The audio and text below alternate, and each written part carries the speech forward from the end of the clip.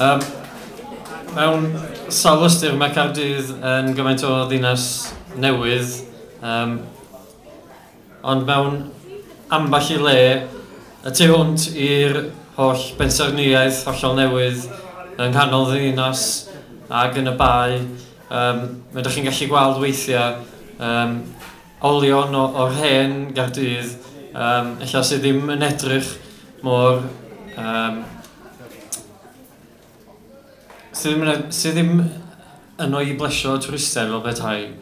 Mae yna llefydd sy'n geseilia i'r datblygiadau newydd yma, lle da ni dal yn gallu gweld y Caerdydd oedd yn bodoli cyn datblygiadau sydd wedi bod yn y 10 ar 20 mlynedd dwytha.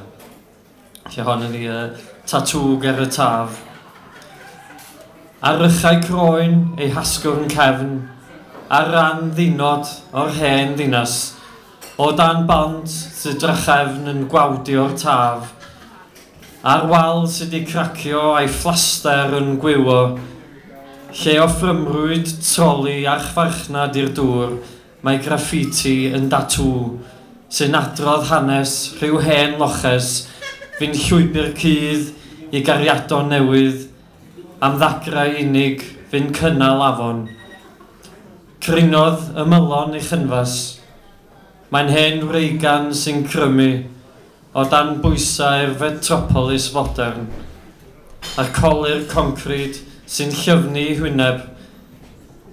Ond ar blynyddoedd wedi'i naddu drosti, ni ellir pampro'i henaint yn hir.